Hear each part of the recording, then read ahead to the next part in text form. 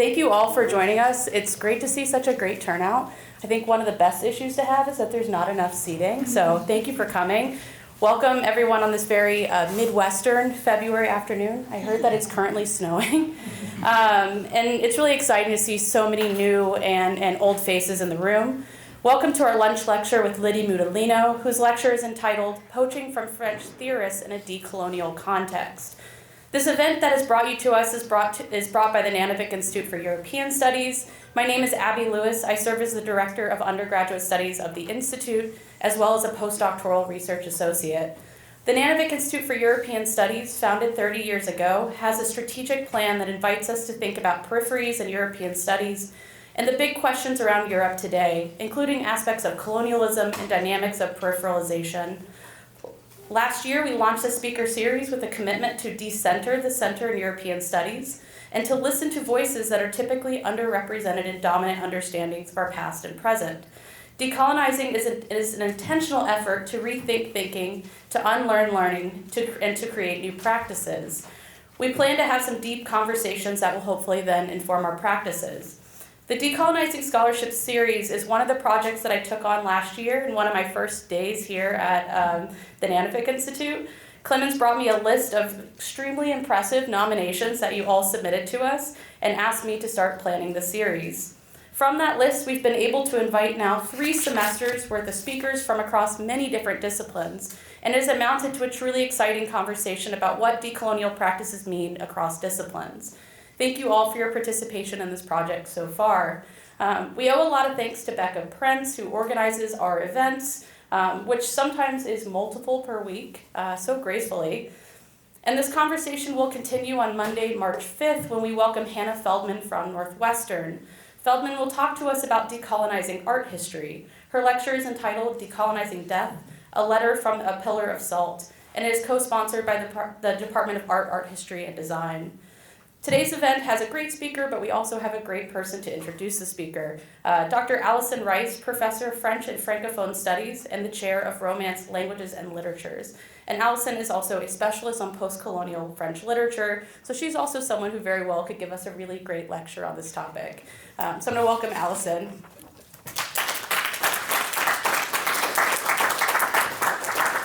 Thank you so much for all that you're doing for this wonderful series, Abby. It's amazing, and for Clemens' support as well. This is just an outstanding collection of speakers and events. Really, really exciting.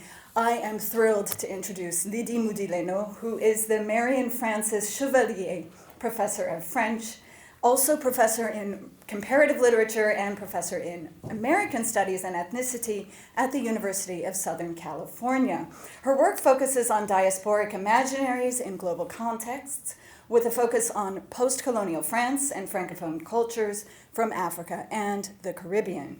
Her books have examined questions of authorship and meta-literary representations in Francophone Caribbean literature, post-negritude Congolese fiction, and contemporary African fiction. She is the co-editor of a variety of volumes and special issues on literary representations of Blackness in Francophone fiction, and on a number of authors, most especially Maryse Condé and Marion. Her most recent work has focused on examinations of race in contemporary French culture, including the 2018 volume she co-edited with Etienne Achille, titled Mythologies Postcoloniales pour une décolonisation du quotidien, a study of race in popular culture at the turn of the millennium, inspired by the work of Roland Barthes. You may be familiar with Mythologies. And she has done a similar volume, which is absolutely fantastic, the 2020 Postcolonial Realms of Memory, Sites and Symbols in Modern France, in which she and co-editors, again, Etienne Achille, also Charles Forsdyk, revisit the realms of memory by someone else. Pierre Nora, and this deeply significant revisiting of that work and examining what it's missing looks at multiple traces of the colonial past in contemporary France. Lydie Moudileno has always impressed me with her angles of approach. from way back to my graduate student days when I became familiar with her and her work, and with the insights she brings to analyses of literature and literary production. Her next book project tackles the fascinating topic of royalty in Africa, and a current course she's teaching devoted to the oeuvre of Frantz Fanon is one that I really wish I could enroll in. But then that would require that I leave this lovely weather and that I go to Los Angeles. So I don't know how that could possibly happen. Before joining the faculty at USC, Lydie Moudileno was professor of Romance languages, comparative literature, and Africana studies at the University of Pennsylvania for a number of years, where she also directed the African Studies Center. She has held visiting professorships at NYU, Johns Hopkins University, Columbia University, the École des Hautes Études en Sciences Sociales in Paris, and the University of California, Berkeley. We might add that Berkeley was her first academic destination in the United States. It is where she studied with Maryse Condé and where she obtained her PhD. Lydie Moudileno's talk today is part of, as Abby was just saying, the ongoing Decolonizing Scholarship Lecture Series, and I cannot imagine a better scholar to contribute to this beautifully conceived set of interventions. Her comments are titled, as we mentioned, Poaching Theory, French Theory as Decolonial Practice. Please join me in welcoming Lydie Moudileno to the Nanovic Institute for European Studies at Notre Dame.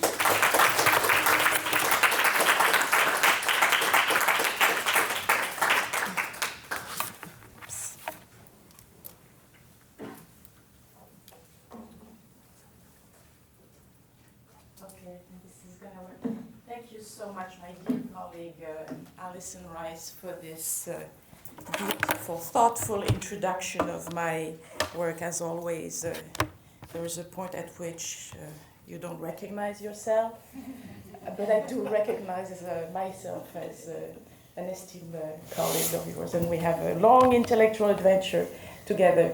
I would like to thank also the Nanovic Institute and the director of the center, yes, Clemens Sedmak. We had a nice talk and lunch yesterday. I've just been enjoying my time here since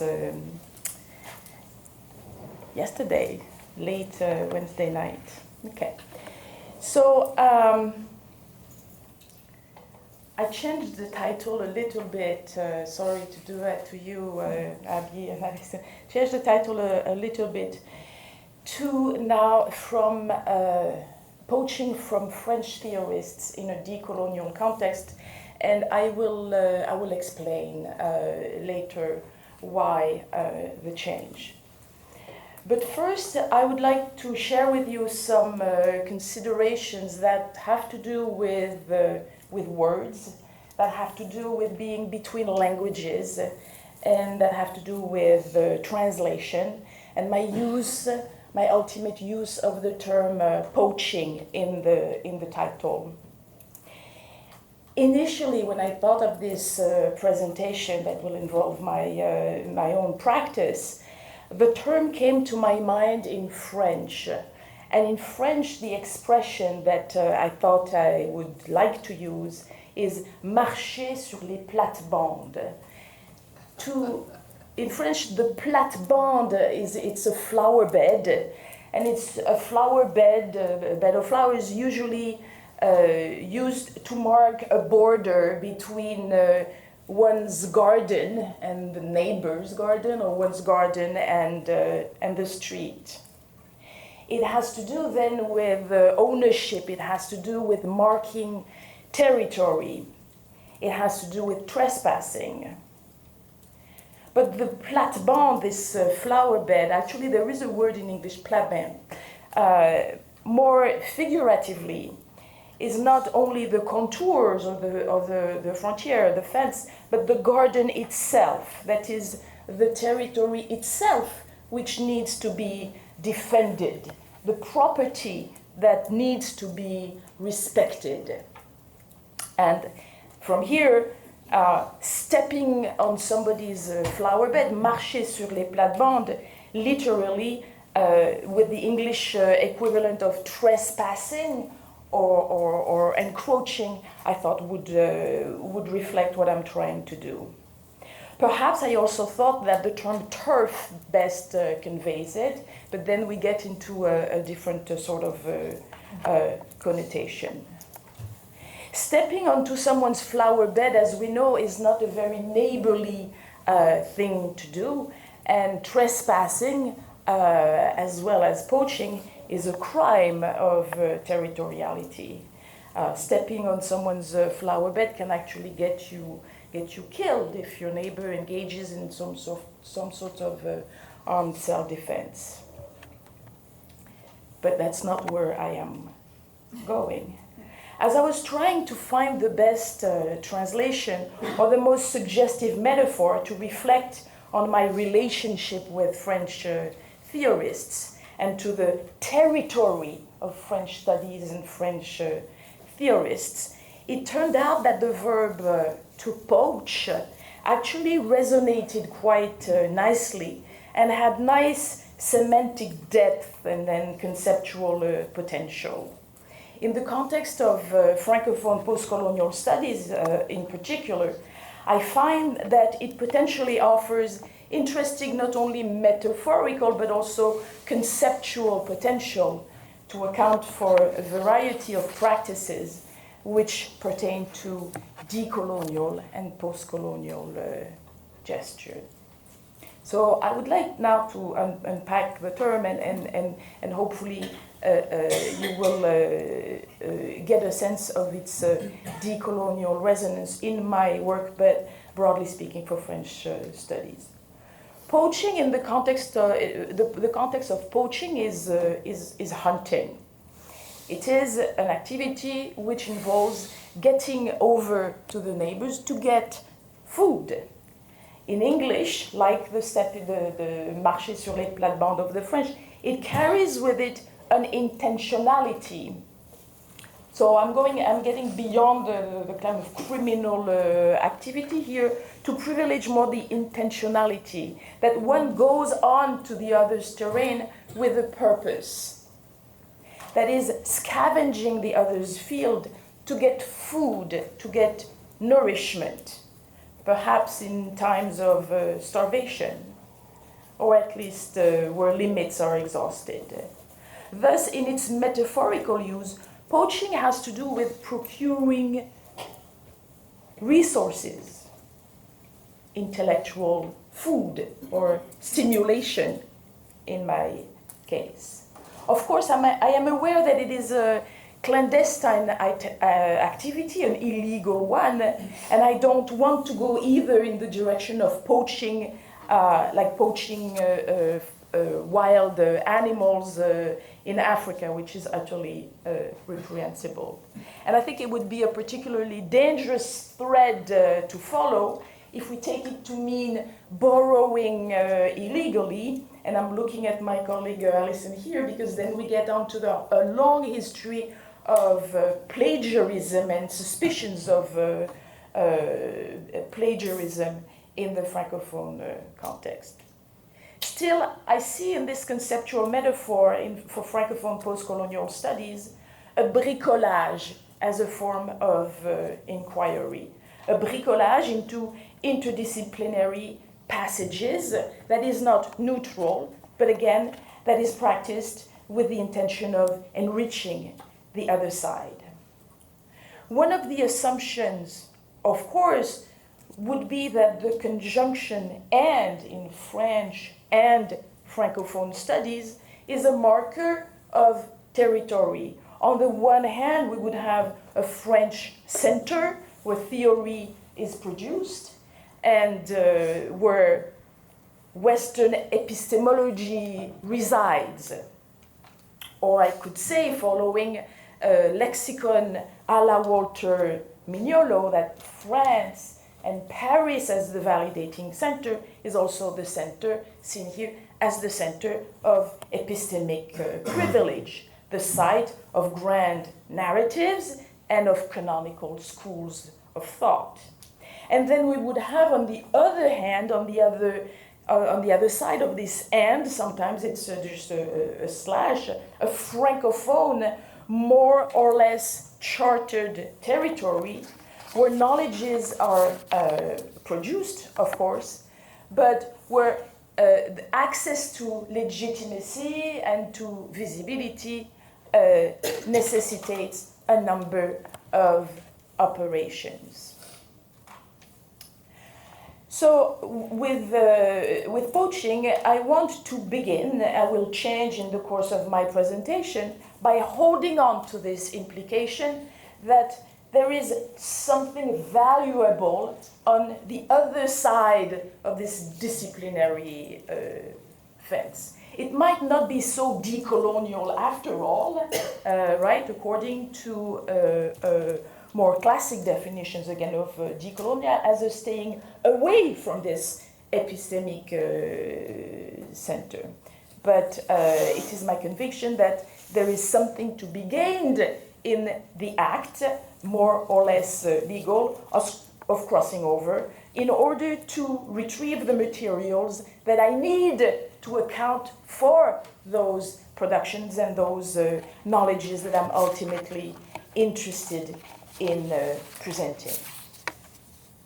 So, having established this process and this metaphor of the sort of poaching that I think I operate as I go back to my French and Francophone libraries or archives, I would like now to share with you some of the ways in which I negotiate my relationship to the French canon, a French canon which includes a significant number of French, not French theory, but of French theorists that I have engaged in my very long years of scholarly activity.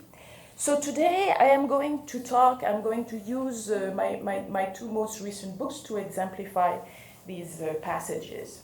I'm going to talk about two books. One is the one I published, the one that Alison mentioned, Mythologies Postcoloniales, Décoloniser le quotidien, Postcolonial Mythologies, Decolonizing the Everyday, in which I adopt a methodology, or at least inspiration, from Roland Barthes' mythology. This came out in 2018. The other, also mentioned by Alison, and she actually has the physical object here, is the multi-contributor project, which yielded a volume published by Liverpool Press in 2020, and which takes as a point of departure the work of French historian and academician, speaking of the validating center being Paris, Pierre Nora, and his fundamental project on lieu de mémoire in French realms of memory in English. So you will see that my two books are in dialogue with two authors who are very French. Two authors from different epochs, from different disciplines, who further different approaches, and whom I sort of heuristically put together under the rubric of French theorists. Perhaps we could go in a conversation where we try to establish the Frenchness of Nora in comparison with the perhaps more ambiguous one of Roland Barthes, and I'm happy to talk about this later in comments. So, in the first part, let me address the first of these very authoritative voices of the 20th century, who have one in the late 50s, the other in the late 80s, engaged with the question of French national identity and with the very definition of Frenchness, right? So first, okay, where is it that I? Where's Rebecca? Okay. So Roland Barthes is perhaps the most poachable of theorists. As François Cusset, the author of a wonderful book on French theory, states, Roland Barthes has been the most generous purveyor of conceptual tools, and the heterogeneous concepts that he shared with a range of disciplines and other scholars have been instrumental, indeed, in a range of disciplines and contexts, from semiotics to visual studies, 19th century fiction, queer studies, and as we will see, colonial and postcolonial studies. Indeed, published in 1957, Mythology is among the early Barthes texts. He had a long career and a range of publication, taking him from the more like structuralist, formalist phase to post-structuralism. As one of his recent biography, Tiffaine Samoyo confirms for us, Mythology, nonetheless, is the most read and the most studied of Barthes' texts today. Mythologies is a study, as some of you might know, in semiotics or semiology, where Barthes' position is that of an observer of signs in the French everyday. His terrain, the territory that I'm engaging with here in 1957 is France. It is la métropole, right? In this case, those signs, this everyday that Barthes is observing and speculating on is this everyday. Is okay. I'm kind of yes. La métropole. In this case, what Roland Barthes is tracking in this 1950s métropole is traces of or manifestations of bourgeois ideology, right? What I'm going to try to do what we try to do with Etienne in our own work is use the same method to track ideology, right? This ideology being this time in the 21st century colonial ideology. For Roland Barthes, famously, the everyday offers a number of surfaces which are potential supports for the projection of messages: walls, ads, magazine covers, magazine that we pick up at the hair salon or while we wait in line at the supermarket, commercial objects in the windows, food, sports, etc. You can't see it. Oops, I need to do this thing. You can't see it very well on this list, but Roland Barthes in Mythologies had a series of vignettes, some more famous than others, but there was like a steak and French fries, and white wine, and so gastronomy, but also Paris Match, the magazine, etc. What we retain, and what I think everybody retains from Mythologies, is that it's a useful tool to look at images of popular culture, to look at them, but also to kind of flush out myth production. This as on the terrain that is not the elite terrain of canonical literature. You know, this is not like 19th century fiction. This is not the more traditionally defined canon of literature. So that's, in a sense, why we were also attracted to this more like cultural studies kind of recycling of Barthes and trying to cast a sort of a decolonial eye on all these surfaces that still make up the French everyday, and try to track down also what signs of race are naturalized in the French everyday in the 21st century.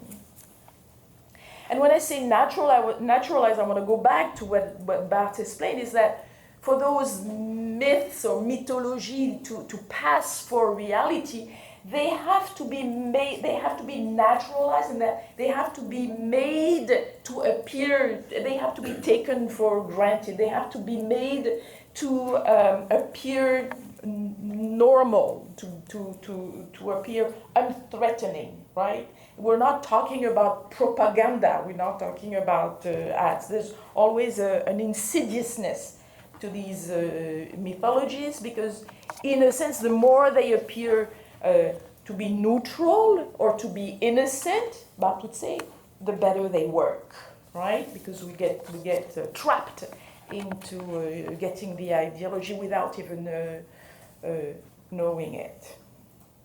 Okay. Of course, the whole point of Barthes' study was to interrogate how we construct and how the everyday signifies Frenchness, right? A Frenchness, again, that appears to be neutral, but a Frenchness that is replete in 1917 with bourgeois ideology. That would be his terms. So we thought, my colleague Etienne Achille and I, we thought it would be productive to use this Barthesian lens to now apply it to an everyday that we see, that I see with my black body and my racialized eyes, that he sees. He's originally from Martinique. I am mixed Congolese and French, right? That with our lived experiences of living this quotidien, we wanted to take a Barthesian look at that same France, in a sense, with the distance, of course, of half a century, but that same material. So the idea was to pursue this kind of interrogation for the everyday of the 20th century, to see how race is naturalized in the French everyday. It sounds like quite a straightforward proposition, but you also know that in the French context, race is not even supposed to exist as a category, right? So we wanted to work with popular culture, this conundrum where race has no place in the Republic, right? Like legally speaking, etc. But we see, on the other hand, that race is everywhere in popular culture and in the everyday, right? So this kind of a surreptitious presence of race, this kind of naturalization of racialized discourse and ideology was what we're interested in debunking, right? So that was the project of mythology. We picked up the title and we added to it the postcolonial adjective as a way of presenting our revisiting. So we had, in a sense, almost like not as ambitious as Barthes, right? But not as ambitious. A series of, I would call, vignettes, right, after our introduction. Sorry, this is in French. The series of vignettes, one dealing with the street sign, the other one dealing with a TV show, other dealing with French patisserie, etc., which corresponded in a way of our going to France and looking around and seeing it's everywhere. and it's saying something to us differently. It's saying something to all sorts of French people with different bodies, from different backgrounds, etc.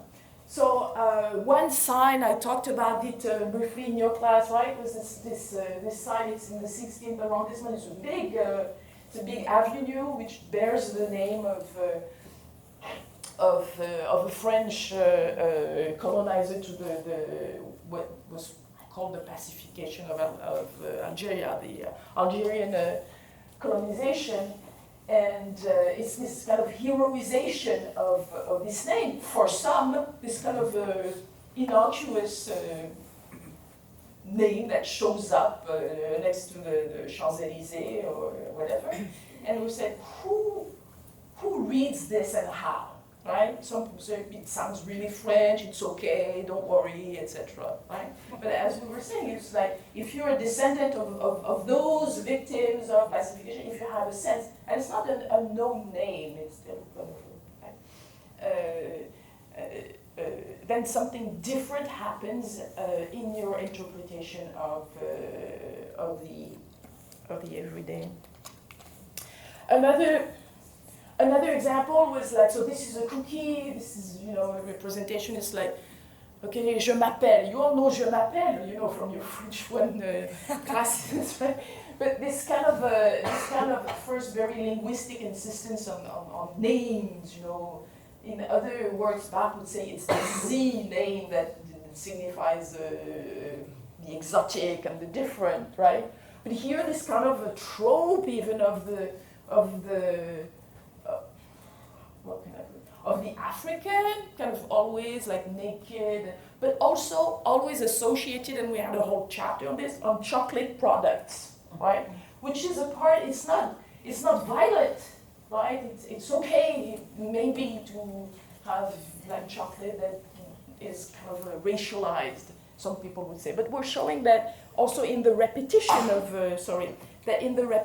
of these products, then the racialization of African bodies in a stereotypical way does happen. I didn't put it up here, but you might be famous maybe with the banana chocolate, like the morning chocolate powder, which is the same. I mean, uses an African body, and the brown to signify. And so these are everyday, commodities. Another moment. So then we looked at like the construction of this sort of like black, white, and brown nation in moments of victory, where the national discourse is articulated around a number of bodies, athletes coming from different parts of the former French Empire. I'm not sure if Mbappé was in the cup. Maybe that's an anachronism, but some people will know better. So we considered Black Blanca to be a myth that needed to be decided. Another, again, innocuous, and it's really proliferating. It's like everywhere, right? It's like this proliferation of what we call the multicultural comedy, right? Which always carries with it a discourse of integration. This was one of the, and might still be one of the best-selling film. There are up to number 3 now, the third version now, a huge success in France, and it's about a proper white family, French family, and each time, and they have 3 daughters, and you see the baby on the plane. And each time there's a new partner, they come from so it's a kind of tale of integration, but the messages that it sends on what integration is about is quite striking. Another chapter we had was on the like you might recognize Yannick Noah, one of the beloved figures of French landscape still after so many years, but the idea of this of the good immigrant versus some more threatening others, etc. How does it work in places like TV shows, etc. And how does the repetition of those those smiling, aestheticized faces contribute to naturalizing again, to becoming mythologies, to naturalizing in the quotidian. So, yeah. So where am I? And then we had a chapter that's that you will like this, Alice. And this is Daniela Ferrière getting an award at the Academy. So and it became. Usually in France nobody really cares who becomes an academician. But then there was this writer, and he made like popular magazines. One black writer in the academy, etc. So we also worked on what is it to have this stand out in a very visual manner. Okay. So this is kind of like some of the examples of how we engaged with a sort of modest rewriting of Barthes. Barthes also picked up like famous figures, l'Abbé Pierre, etc. in mythology. I'm going to go on now to a second part before getting to. Trying to wrap up. So the second project was also inspired by a very French historian, Pierre Nora, the famous initiator of the project Realms of Memory.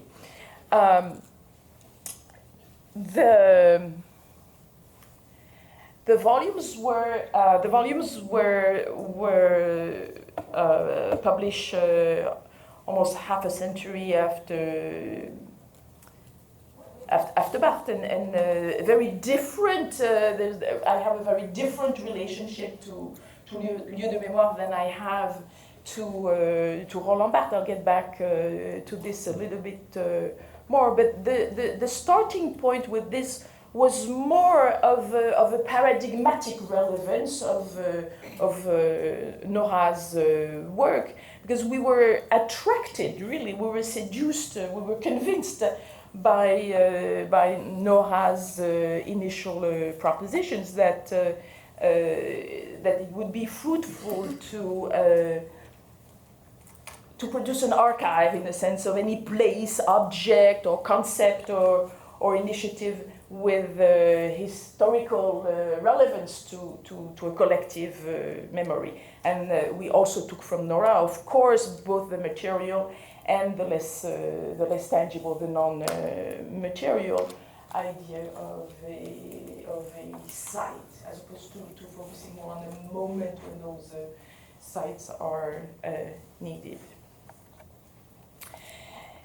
To give you a little bit of more of a context, and as opposed to the work on Barthes, which was just between me and my colleague Etienne Achille, this came from the context of Francophone study, or French and Francophone studies, where one of the most recurring reproaches that has been leveled at Pierre Nora has been the glaring absence, right, in a project aimed at representing the plurality, representing and interrogating the plurality of France's collective heritage.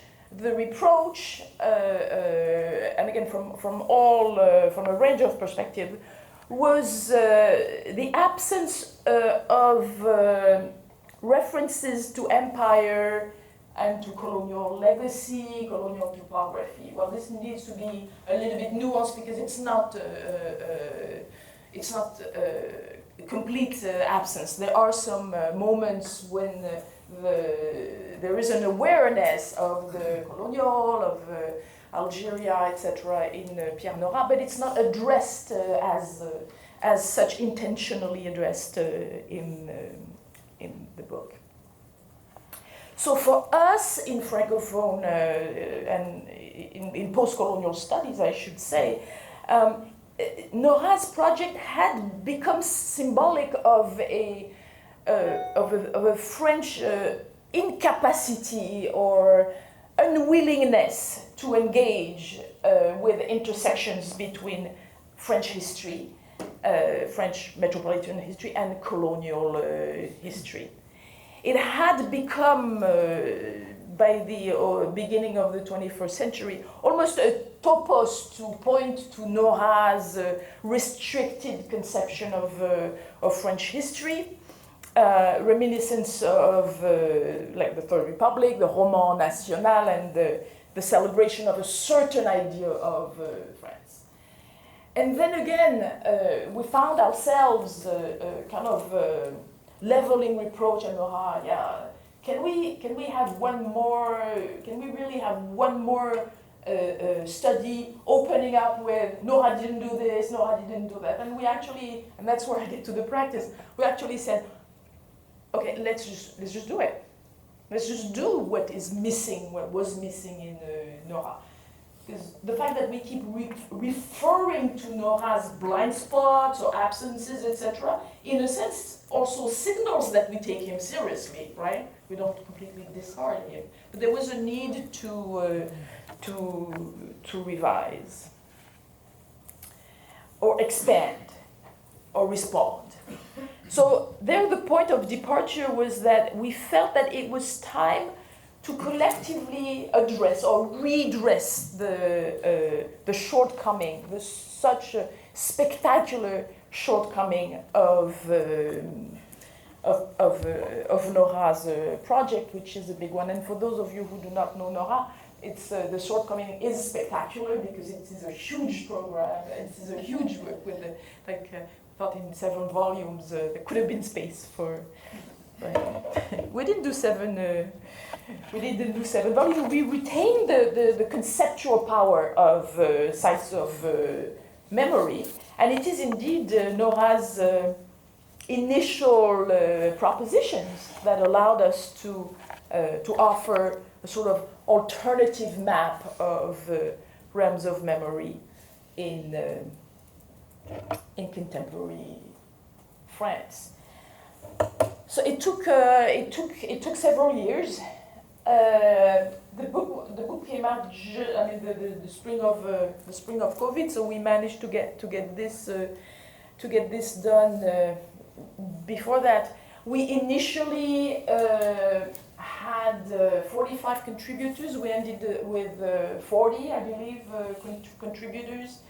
I do not have a table of content to show you, but we did exactly the same thing we did with Barthes, which is kind of follow the table of content and kind of come up. Some of the rubrics are the same. We wanted, for example, one that simply because the person didn't deliver it, so we just got stuck with it. But we wanted, for example, to have the name escapes me, La Marseillaise, the national anthem. So there is a rubric of Nora in there. So we wanted to kind of recast it in our postcolonial ones. School and institutions we kept language, we kept a lot of the original rubrics from Nora, but in a sense we postcolonialized some of those rubrics and we invented others. One of the most significant aspect of this redressing of the French nation as seen by Nora was to expand the definition of France from the metropole to the overseas. So we were really keen because even in the original one, one of the criticisms was like, there's no Martinique, there's no Guadeloupe, there's no Guyana or Reunion Island. So it involved an expansion of the national territory to include the overseas, the DOMs mainly, but also the ROMs and the TOMs, the Département d'Outre-mer, Région d'Outre-mer, and Territoire d'Outre-mer. So we felt that, because we felt that any investigation of the Republic had to include its overseas territories, and that, in fact, considering France only in its more metropolitan, continental, European dimension would be reproducing another form of the denial that permeates realms of memory. And as I said, we maintained the lexicon of the original collection, the Republic, the provinces, etc. And I'm really sorry that I don't have the table of contents. Can I just borrow to share with you some of the, just because I know that some of you here know the NORA. So one is archives, the Republican School, the Sorbonne is one, regions and provinces, borders, Marseille is one, Fort de Joux, which is the place where Toussaint Louverture is buried in the Jura, and the contributor actually took a bus to go to this place in the Jura. That's quite, and he narrates it in the rubric. Memorials and museums, of course. In the overseas department, we have places like colonial prisons in New Caledonia. We have the colonial exhibition. One very interesting is a colleague who turned Jeanne Duval, Baudelaire's mistress, into a site of memory. So that was quite nicely done. We have children's literature, we have French language, and then on the everyday we have wine, and we have couscous, and we have sports, and many others. So again, a humble kind of a counterpoint as the post-colonial gesture in a sort of par excellence, giving the counterpoint. Okay.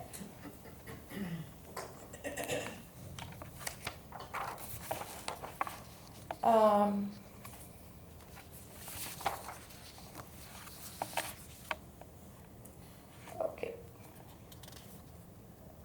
So to finish, I want to go back to my title, and I want to go back to this kind of change from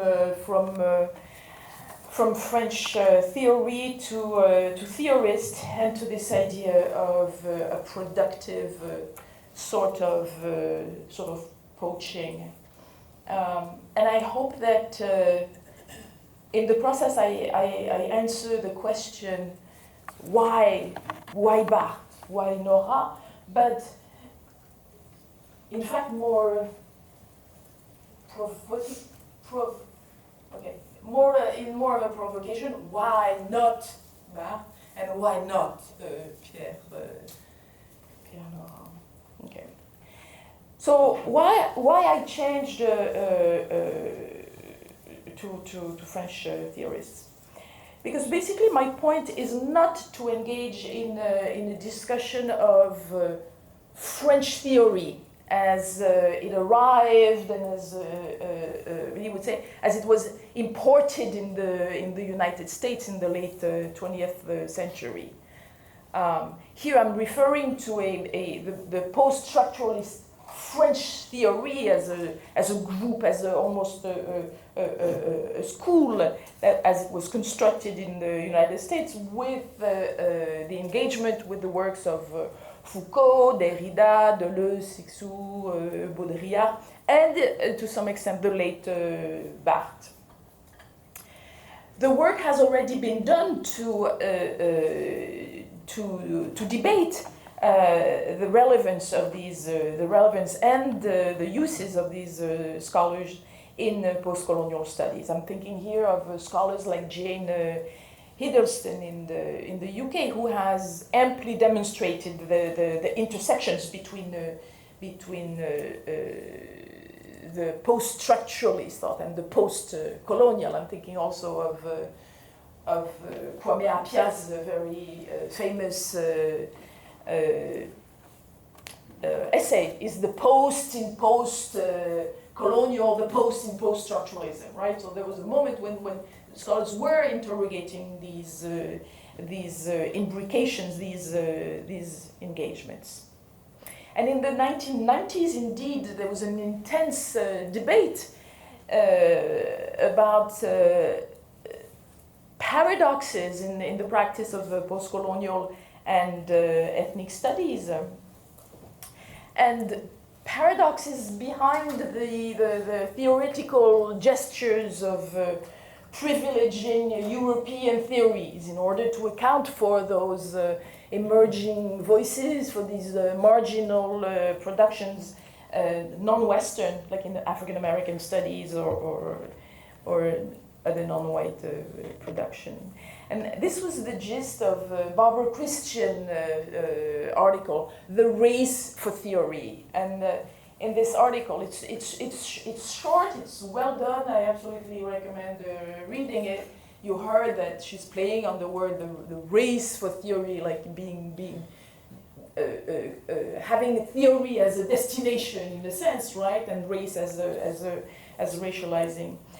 In this essay, she observes in the 1990s what she sees as a problematic trend that some of her colleagues, African American colleagues or colleagues doing African American studies or ethnic studies, some of them who have reached elite status at American university, she thinks that they have done so, they have reached that privileged place because they have chosen, because they have spoken the language of theory, of French theory, as I just described it, to the people in power. And she describes what she thinks is an unfortunate situation where a new generation of scholar actually engages in this sort of scholarly research and conversation precisely in order to be legitimized and to be considered as serious by some institution. And to them she contrasts another group of scholars like herself. It says, while people were doing Derrida, while people were engaging with the Frankfurt School, while people were doing, there were other scholars, which I retrospectively I would call decolonial, who were doing other things, right? Who were maybe going to the Caribbean and retrieving lost texts, people who were organizing, people who were closer to her definition of a political decolonial and more collective sort of praxis and practice of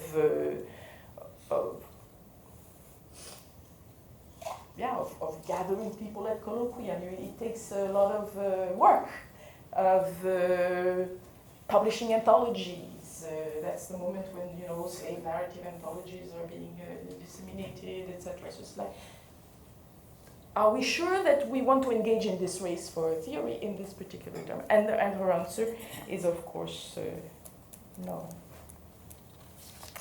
So I want to make clear that I'm not referring to this kind of theory, and my presentation today was taken from a very different perspective. I'm not referring to a group or school of thought. Rather, what I wanted to do, I wanted to address my personal engagement with the singular intellectuals like Barthes and Nora. These two, as I said at the beginning, they have in common that they're authoritative theorists of Frenchness. They're observers of France, and they articulate discourses on modernity and the nation within a very national framework. And because of this national framework, my relationship to them is, in a sense, organic. because they are part, and I was talking about this in answer to your question earlier, they are part of my upbringing. I grew up with them. I grew up with this library. Some of the books in my library, they're there because I was forced to put them there. Others because I voluntarily picked them and used my hard-earned money to buy, etc. So a library is not all like chosen books, etc. Right? So in a sense, I claim I own Barthes because I read Barthes a long time ago, growing up in France. Nora is a little bit later, but he is also part of my upbringing as a French person, and I should say as a French black student in France. Well, there's no.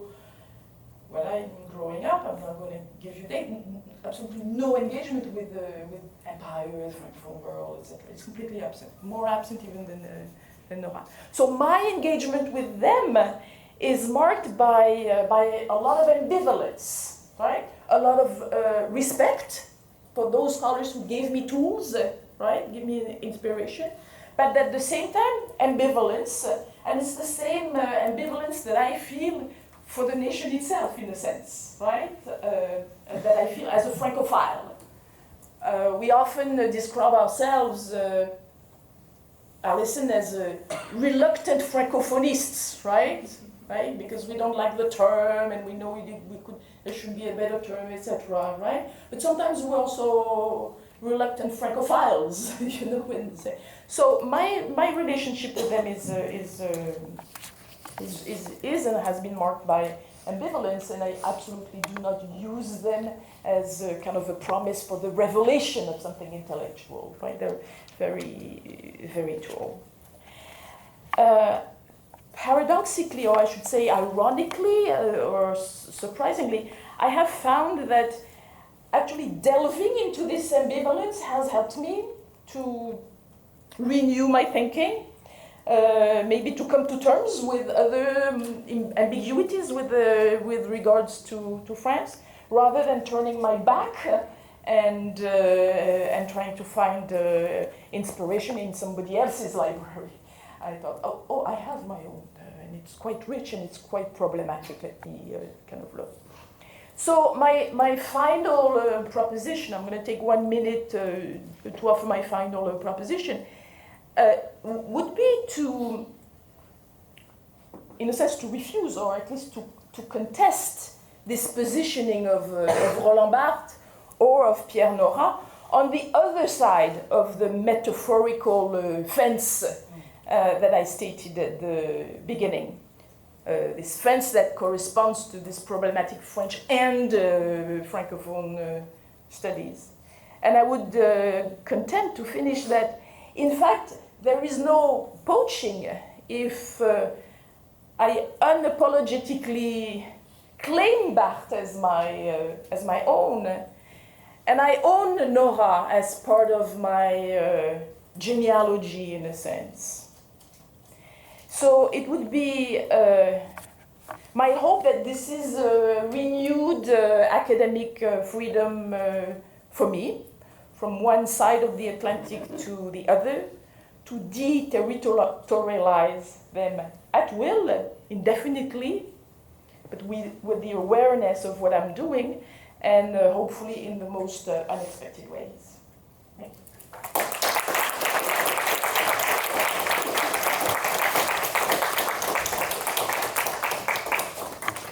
Thank you so much for that great lecture. I teach with Noah, and so as we talked about, so I kind of appreciate your reflections on Noah and other ways that you can think about him. So we have about 15 minutes for questions, and Keith and I have microphones that we will hand out. We will end promptly at 1:45, so if I cut you off, I'm sorry. Oh, sorry. Yeah, thank you very much for a really, really exciting lecture, and I must say that what I agreed most with was when you said at the end that this is not poaching. This is using a methodology that belongs to you and making it work for you where it absolutely belongs. So that was, I was thinking through half of the lecture that you were saying, is this poaching? Is it really poaching? Doesn't it belong to you all in all? So anyway, so I mean, this was really exciting. And as you can see, I'm white, I'm boring in a way, I don't do anything post-colonial, but so there was a divide in this that you didn't focus on quite that much, but mentioned just as in a paraphrase of another scholar that I found quite interesting, where you said it's not just a divide between post-colonialism and, say, Roland Barthes, but there's also this less visible hidden divide between people who do theory and people who do other stuff, you said. And that other stuff was actually the sort of stuff that many of us do. Edit texts, go and interview people, do very concrete, very not super theoretical thing. So was your lecture also a sort of reassertion of the value of that kind of research, of concrete primary sources research, less theoretical research, something like that? Thank you for this question. I hadn't thought about it this way, but I mean, I thought about the poaching. That's not the poaching. That's I was going there with full awareness. I mentioned. So the text you're referring to, the essay that I mentioned, that I referred to in passing, is the Barbara Christian, The Race for Theory. She was a professor at Berkeley. That's exciting. She basically built up the ethnic studies department at Berkeley. Oh, okay. Right? So speaking of work, speaking of recruiting people, speaking of reading graduate student applications, speaking of going to the deans and saying we need new professors, etc. She was doing that, right? And while she was doing that, she was not getting the sort of academic visibility that maybe your article is quoted so many times, etc. Right? So she saw that there was a kind of two-tier. I mean, she's a huge thinker also, of course. And I think that what I'm doing, but she's also referring to at her time, during her times, a young generation of scholars who think that they needed to do that or who are attracted to that. My two projects, the Barthes and the Postcolonial Realms of Memory, I embarked on as a full professor, and one of my last was like freedom. I felt the freedom to not write for anybody, not write for a committee, a potential committee, etc., but write for praxis in a sense, right? So I worked. Also, I chose the collaborative way. You know that when you propose your tenure dossier, or at least where I have worked, you know, when it's co-authored, it's like, oh, is it half a book, etc. Not in all disciplines, but so it was my luxury also to be able to do collaborative work. It was also luxury, but also very conscious collaboration to do a volume. It's always been. Yes, so it is part of my pedagogical practice, and I see it as political in this sense. So thank you. Thank you.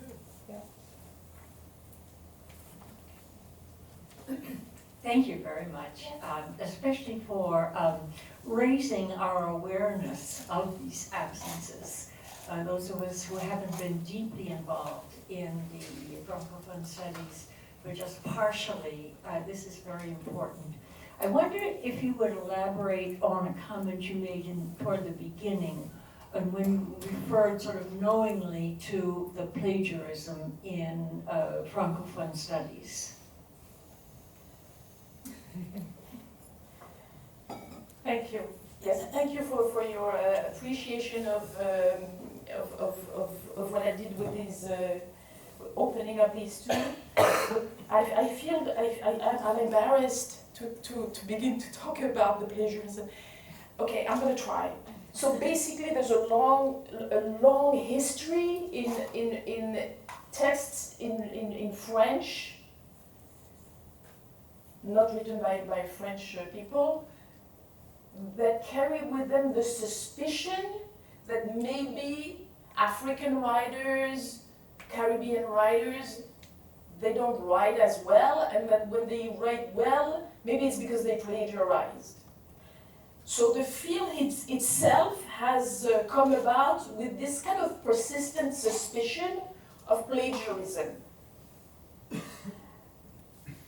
How am I doing? Yeah. Alison has a whole class on that, on the issue of literary prestige and awards, etc. It's the same suspicion that dates back to Abbé Grégoire saying de la littérature des nègres, yeah, and saying we need to demonstrate that black people can write. It's not taken for granted that they could. And this sort of suspicion for the beginning has really run across the history, the historiography of African letters, Caribbean, etc. So it's a huge Pandora box right here, and I invite you to turn to that point because she has a whole course on that. Thank you very much. Yeah. And we're actually familiar with this on our own territory because That's what happened to Frederick Douglass in our history. The first reaction was there is no possible way that he either wrote this or composed his magnificent discourses. So, but I hadn't thought of it that very much in the Francophone studies, so thank you very much. Thank you. Thank you for your talk. So I'm a political theorist, and something that you said in your talk reminded me of some of the work of Charles Mills, who we use a lot in political theory. He has this article called The Master's Tools, where he's also trying to sort of go back to Rousseau to recover a sort of, for him, a racial perspective on liberalism. So I'm just sort of, the question that relates to you, I'm sorry if it's sort of more biographical than academic, but Mills was certainly in our field constantly fighting off accusations that he was sort of not pushing far enough, or he was, as a kind of Rawlsian, trying to defend liberalism, that his recovery of a racial perspective was not extreme enough, or he was sort of, he was accused of being kind of having a conservatism in his push to move beyond typical canonized theorists. So I'm just curious whether or not do you deal with this in your own work and sort of turning back to these canonical French texts and trying to reclaim them? Do you have people coming at you ever saying that you're not, in trying to reclaim texts and remake them as your own, that you're not sort of pushing into the future enough, and sort of this turn to tradition is somehow still a form of not moving beyond the past? Thank you for your question. Yeah. No, actually no. When when I get criticism, it's like, who are you to talk about? I remember it was a job talk. My job talk was at Penn. My job talk at Penn, and I used the term to talk about Caribbean, the rise of the novel. And then somebody said, how can you talk about rise of the novel? It's a term that's applied to this. So it comes rather from the other side of the fence, if I may call it. No, I think when you use that term dismantle, I thought you were going towards the dismantling the master's tools. The Audre Lorde, famous the master's tools will never dismantle the master's house, right? But ultimately, the point is not to dismantle the master's house. If we break with the implication that we're not already in a position where we don't validate the master's house, in a sense. Now, it's true that I am more of a cultural studies person. I'm interested in popular culture, which is often not dismissed, but not taken very seriously as a place where things happen. They're not the place, or they did not always appear to be the place of radical activity. We saw in 2020 with George Floyd and Black Lives Matter that there's a lot of affect that goes into those like everyday places. Like all of a sudden you begin to talk about a sign, about a statue, and then it can basically start a revolt, right? So it's true that what I do not claim that it's radical. I always love it when my students say, I'm going to engage in radical critique. And I was like, what radical critique? What is So I don't claim that it is, but I claim that if we consider that decolonizing the mind is a process that we need to continue, I work more on the side of decolonizing the mind than actually, kind of grassroots sort of engagement. Can I ask a quick follow-up? Because I know you're interested in, you're very careful with your words. Do you think that, do you want me to use the mic? So you're very careful with your words, you started your talk with. So would you maybe think of the process that you're describing as more appropriately a process of recolonizing than decolonizing? If I could get away with the, Yeah. I'll think about it. Thank you for the suggestion. I'll think about it. I kind of had a little like Deleuzian hint at the end with the deterritorializing. Yeah. But I think it fits because it's not negating something. It's in fact sort of it's retaking something. It's It might be that might be a little too radical. I like it.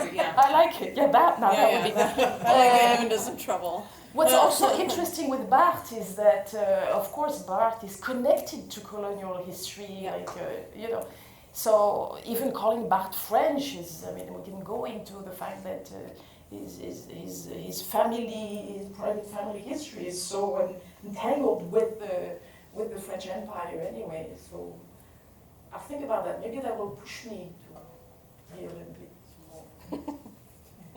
Thank you. So we have 3 minutes. I'd like to invite our director, Clemens Sedmak, to ask the last question. Oh, Morgan? I was struck, I think I captured this correctly by something you said where it was counterpoint as the post-colonial gesture. It just really rang in my mind, and I was wondering if you could speak a little bit more as this, counterpoint as this gesture in post-colonial space. Well, it basically refers to the fact that, back to kind of like building the archive, etc., to this, and the theorist escapes me, it could have been a retamar on the, cannibalism lesson, the talking back, and the exact word would be the contrapuntal relationship, meaning you offered this image of me, I'm going to use my voice to offer that image of me. So providing a counterpoint, a different perspective, and basically replacing one set of representations with another one coming from a more subjective, indigenous, and differently located perspective. Yeah. Which was more postcolonial, but the counterpoint is talking to the other, right? The decolonial doesn't claim to systematically talk to the other. That would be more like postcolonial gesture than decolonial. Yeah. Well, thank you so much for this brilliant lecture. And thanks everyone for coming. Thank you.